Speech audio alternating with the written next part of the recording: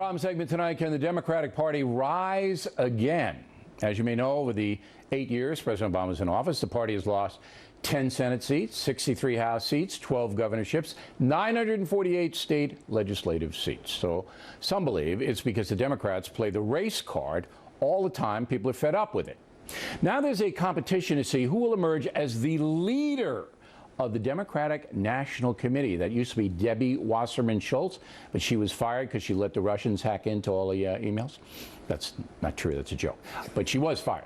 Now, one of those in the mix is a woman named Sally Boynton Brown from Idaho. My job is to listen and be a voice. And my job is to shut other white people down when they want to interrupt. My job is to shut other white people down when they want to say, oh, no, I'm not prejudiced. I'm a Democrat. I'm accepting. My job is to make sure that they get that they have privilege. Now, that wasn't Saturday Night Live. That was an actual Democratic confab. With us now here in New York, Lisa Booth and Warren Williams. What? I mean, this is your party, Juan. These are your folks, okay? Yes. This woman wants to be the leader of the Democratic National Committee. So she's going to shut down white people, all right, who say they're not prejudiced. So if I, your humble correspondent, said, you know, I don't think I'm biased. I think I treat everybody the same. You shut up, O'Reilly. You're not allowed to say that, you white person.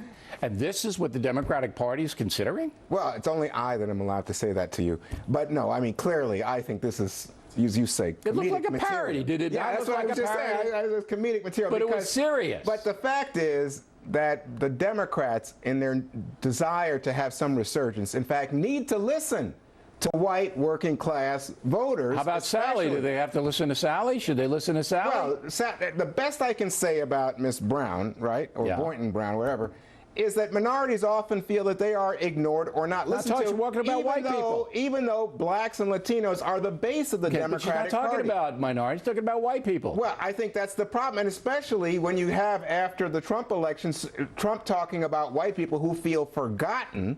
I think the Democrats need to go to those. So you're not approving of what Sally said? Not in the least. Well, I also think it's incorrect to say that that message is directly to white people from President Trump. He's talking about all Americans, every American who feels like they've been left behind by this economy. But you know what? I applaud Sally's comments because I applaud the implosion of the Democratic Party. But that's a partisan statement. No, it's not. Well, actually, it is. You're it is. partisan. Okay, you're right. But Bill, as you would point, but let me connect the dots here real quick. So as you had pointed out, the historic losses that the Democratic Party has faced, and why do you think it is? There's been this heightened focus on this class warfare, these sort of race-baiting kind of topics beyond repair, and they still haven't learned a lesson. But don't you want two vibrant parties in this country, two common sense parties? Yes. You go, I want them to destroy themselves. I don't want a Democrat left standing. That's not what's good for the country. But you know what is good for the country are common sense policies that help all Americans, whether it's moving these so we have to pipelines encourage Juan's crew. School choice, and those policies are right now being represented by the Republican Party. They're being represented by President Trump. This is exactly so that is why I want Republicans to do better. Very partisan. Very partisan. Look, I'm going to tell you. Partisan too. No, get out of town. Let me just say something. I am trying. Listen, Juan is somehow objective. I'm trying to be objective here, but it's very difficult given the partisanship on the set.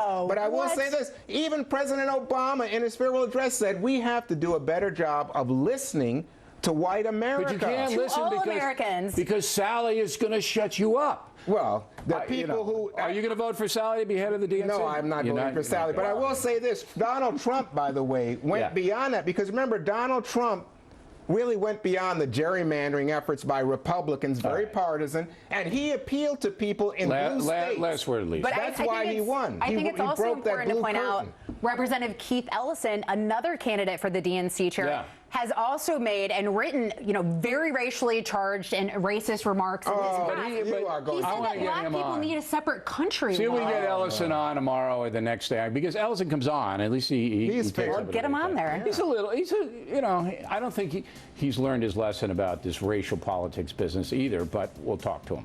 Thank you very much, guys. We appreciate it. Plenty more ahead as the Factor moves along this evening.